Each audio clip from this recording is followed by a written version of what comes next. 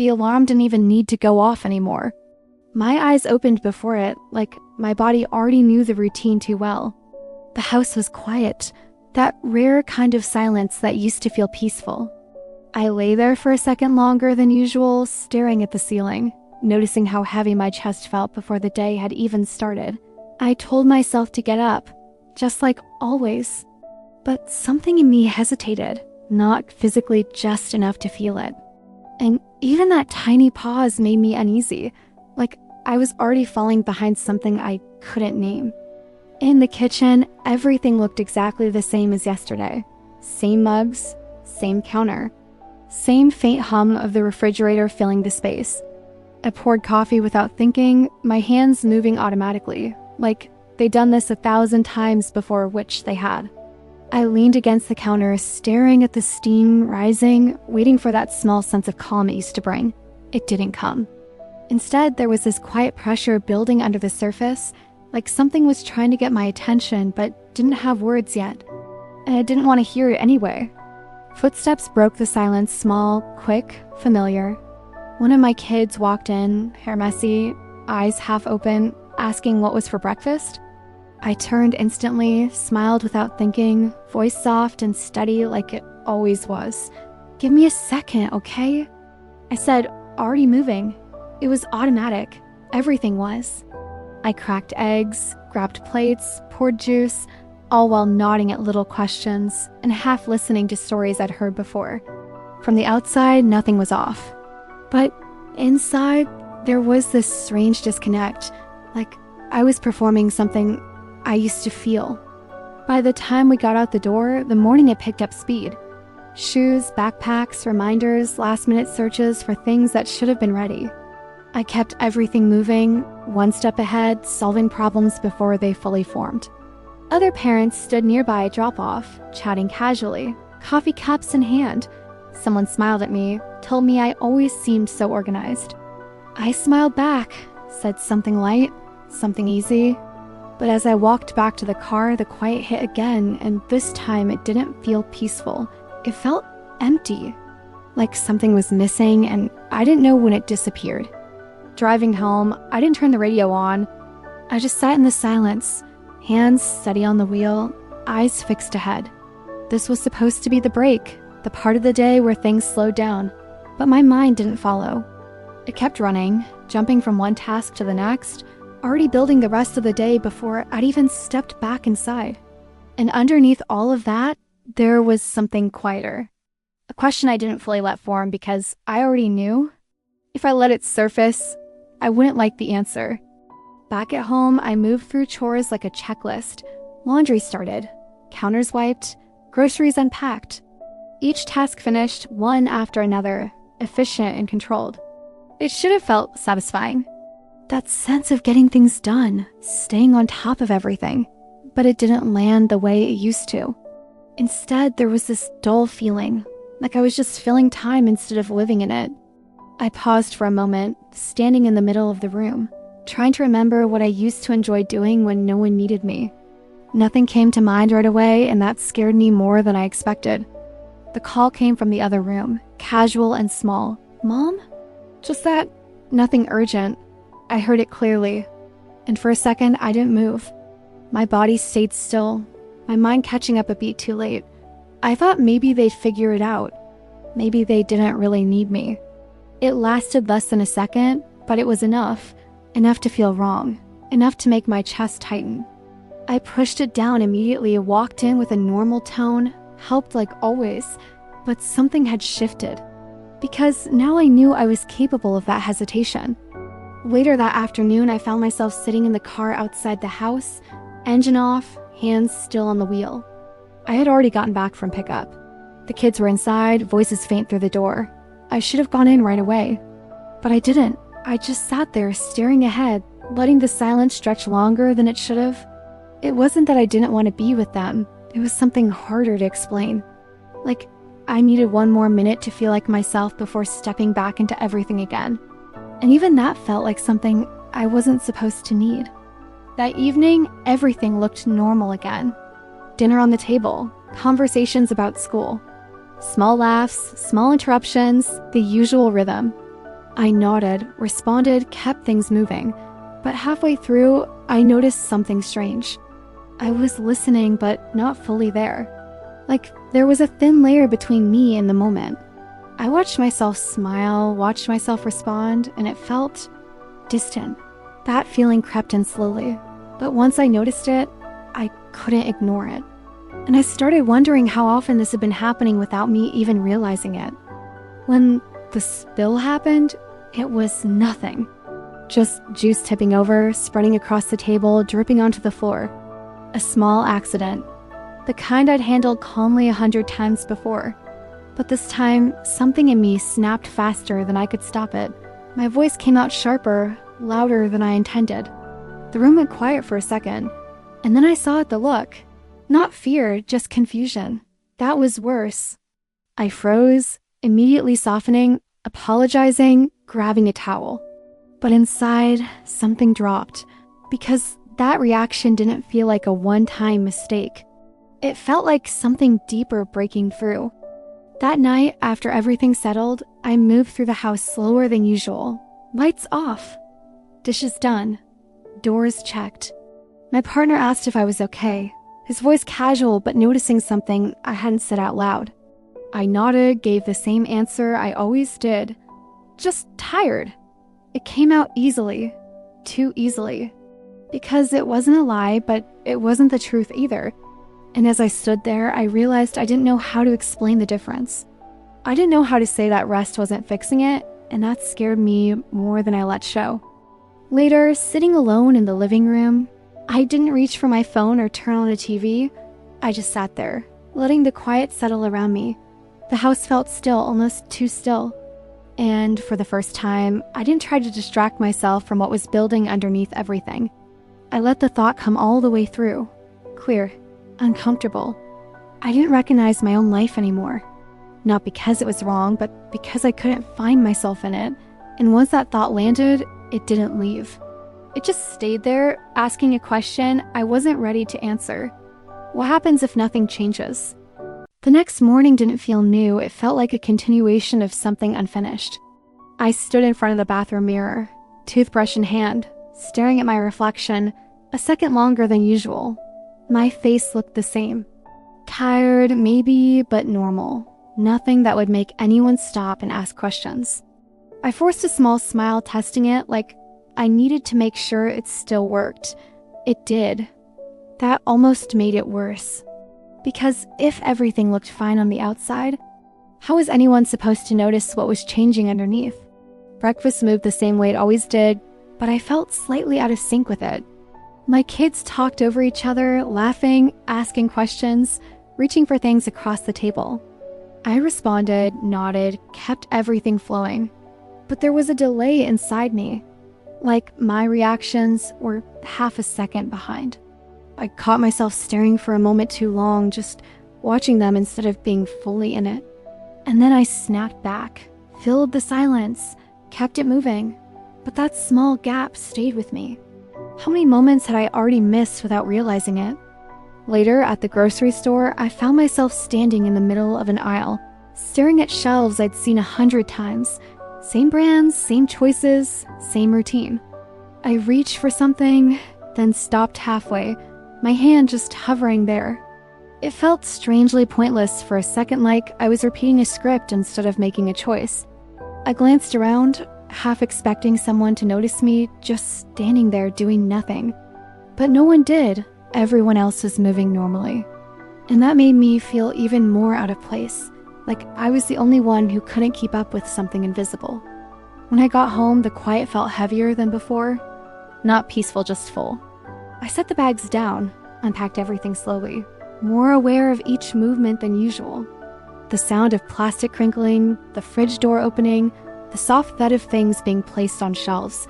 It all felt louder somehow, like the silence was amplifying everything. I paused halfway through, resting my hands on the counter, taking a breath that didn't quite feel deep enough, and that thought came back again, clearer this time. Why does everything feel like this now? That afternoon during pickup, another mom started talking to me about weekend plans. Something about a birthday party, decorations, schedules, normal conversation. I nodded, responded where I needed to, even laughed at the right moment. But inside, I felt disconnected from the words coming out of my own mouth. Like I was playing a role I practiced too many times. She complimented me again, said I always seemed so calm, so put together. I thanked her, and for a split second, I wondered what she'd say if she could hear what was actually going on in my head. Back in the car, the noise from the backseat filled the space questions. Stories, little arguments that needed quick decisions. I handled them automatically, my voice steady, my responses quick. But I could feel something tightening inside me, like the constant input was stacking up faster than I could process it.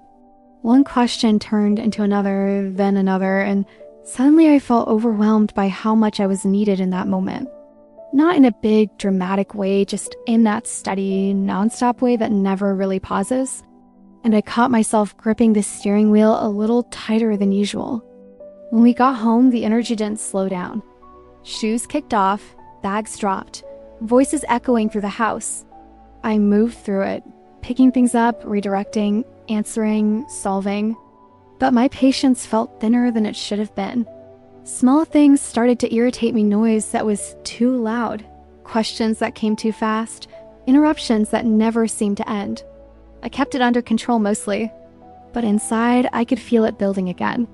That same pressure from before, just sitting there under the surface, waiting for the wrong moment to come out. Dinner that night felt longer than usual. Not because anything was wrong, but because I couldn't settle into it. I kept shifting in my seat, half listening, half thinking about everything else still left to do. My partner said something to me and I realized I hadn't fully heard it.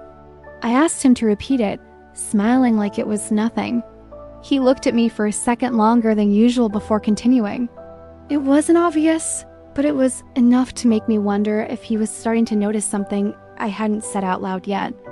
After the kids went to bed, we sat on opposite ends of the couch, the TV playing something neither of us was really watching. He asked again if I was okay, this time a little more direct. I hesitated not long, but long enough to feel it. The words were right there, closer than they'd ever been, but instead I nodded. Yeah, just tired.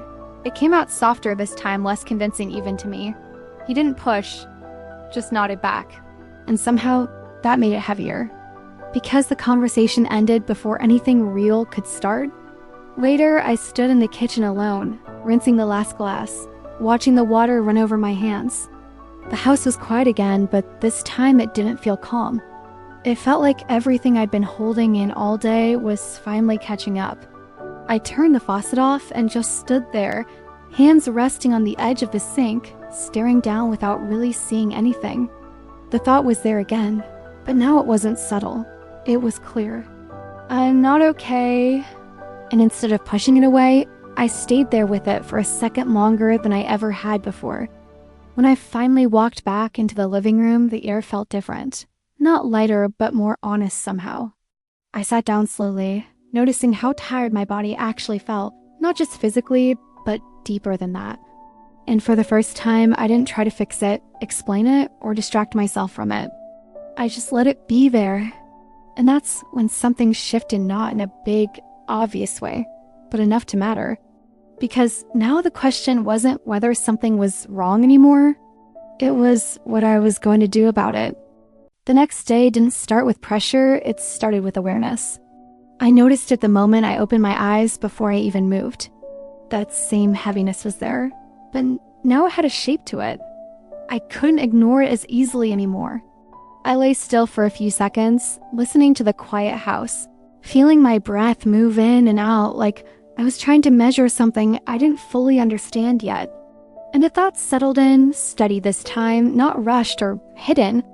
I can't keep pretending this isn't happening. In the kitchen, the routine continued like it always did, but I felt different inside it.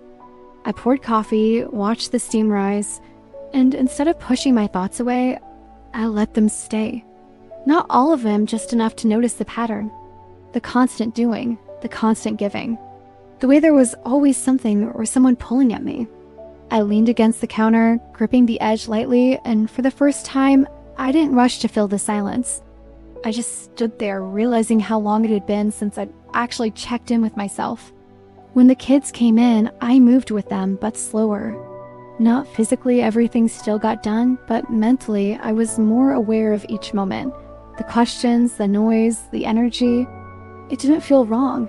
It just felt like a lot. And instead of blaming myself for struggling with it, I started to wonder something else. Maybe it wasn't that I was failing at this. Maybe I had just been carrying more than I ever admitted. That thought didn't fix anything, but it softened something inside me, just enough to keep going. After drop-off, I didn't go straight home. I stayed in the car, engine off, hands resting loosely in my lap.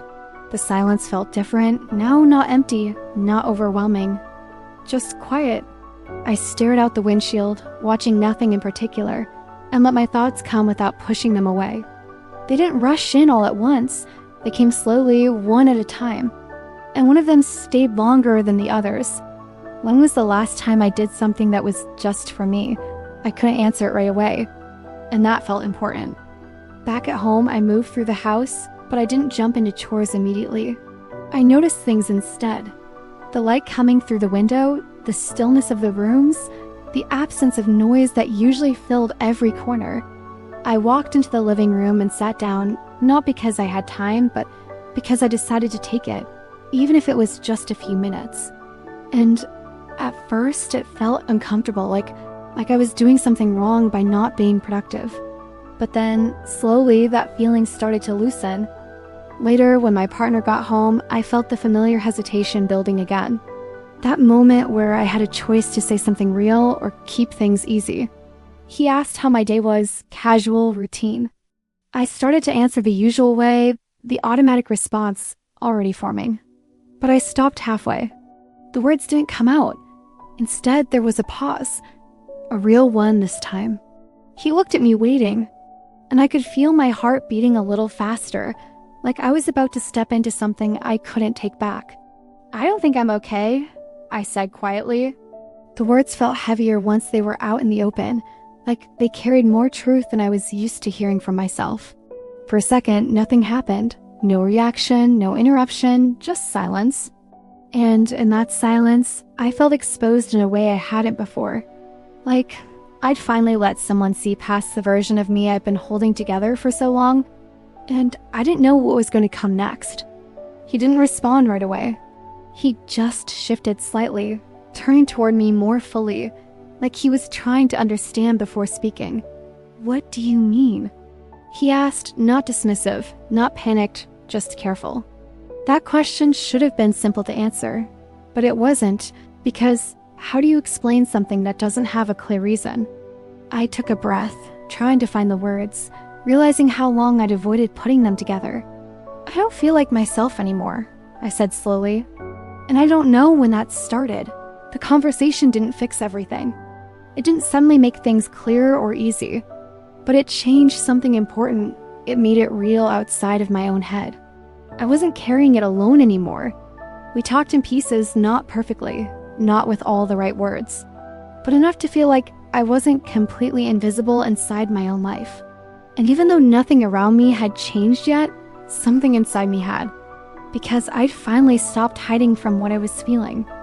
That night, after everything quieted down, I sat in the same spot in the living room, but it didn't feel the same. The weight was still there, but it wasn't as suffocating. It felt shared, a little more understood, even if not fully solved.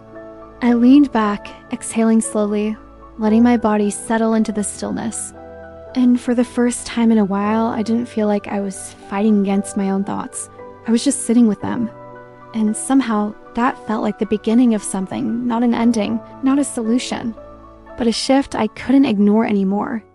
The next morning felt quieter in a different way, not because anything had changed around me, but because something inside me wasn't as tense. I still woke up early, still lay there staring at the ceiling for a moment, but this time I noticed my breathing slow down instead of tighten. The thoughts were still there, but they weren't crowding me all at once. I sat up, letting my feet touch the floor without rushing into the day. And for the first time in a while, I didn't feel like I was already behind something. It was a small shift, but it felt real. In the kitchen, I moved through the same routine, but I didn't push myself to be perfect in it. When I poured my coffee, I didn't immediately reach for the next task. I just stood there for a second, holding the mug, letting the warmth settle in my hands. The kids came in and the noise followed like it always did, but instead of resisting it internally, I stayed with it. Not every moment, not perfectly, but enough to feel present in a way I hadn't been before. And when I felt that familiar pressure start to build, I didn't ignore it, I noticed it, and let myself slow down just a little. Later that morning, I left a few things undone on purpose. The laundry sat in the basket longer than it should have. The counter wasn't wiped immediately after breakfast. Normally, that would have bothered me more than I'd admit. But this time, I let it be. I stepped outside instead, just for a few minutes, the air cool and quiet around me. I didn't have a plan for what I was doing, I just knew I needed space. And standing there with nothing pulling at me for a moment, I realized how long it had been since I'd allowed myself to pause without guilt following right behind it.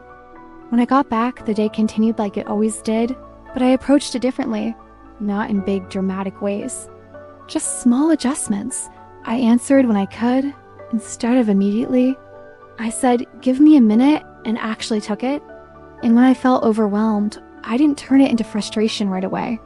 I recognized it for what it was too much, all at once. That awareness didn't make everything easy, but it kept things from spilling over the way they had before. And that alone felt like progress. That afternoon, I caught myself smiling, and this time, it felt real. It was in a small moment, nothing special. One of my kids said something random, something that didn't even make full sense, and I laughed without thinking. Not because I had to, not because it was expected. It just happened. And right after, I noticed it. That feeling of being fully there, even if just for a second. It didn't erase everything else, but it reminded me that I wasn't completely gone from my own life. That evening, when things got busy again, the noise, the movement, the constant needs, it all came back. But it didn't hit the same way. I still felt the pressure, still had moments where I needed a second to reset, but I gave myself that second. I stepped away when I needed to, took a breath, came back without carrying the same buildup. It wasn't perfect. There were still small slips, small moments of impatience, but they didn't spiral the way they used to. And that made a difference I could actually feel. Later, sitting with my partner again, the silence between us felt different too. Not heavy, not avoided. Just calm. We didn't have a long conversation this time. We didn't need to. But there was an understanding there now. Something unspoken, but steady. I didn't feel like I had to hide behind, "I'm just tired" anymore. And even though I didn't have everything figured out, I wasn't carrying it alone, and that mattered more than I expected. That night, in the quiet of the living room, I sat in the same spot where everything had first felt overwhelming. The same couch, the same stillness, but a different feeling. I leaned back, letting the silence settle around me without trying to escape it. And as I sat there, I realized something simple, but important. My life hadn't changed. The responsibilities were still there. The routines were still the same. But I'd started to come back into it piece by piece. It wasn't about becoming a better mom. It wasn't about fixing everything or finding some perfect balance. It was about being honest enough to admit when something didn't feel right and brave enough to not ignore it. Because the truth is, nothing was ever wrong with loving my family. I had just forgotten how to exist alongside that love instead of losing myself inside it. And now, even in the middle of the same busy, imperfect, everyday life, I could finally feel something I hadn't felt in a long time. Not perfect, not complete, but real. And if you've ever had a moment like that where everything looked fine, but something inside didn't, you're not the only one. I really want to hear what that felt like for you.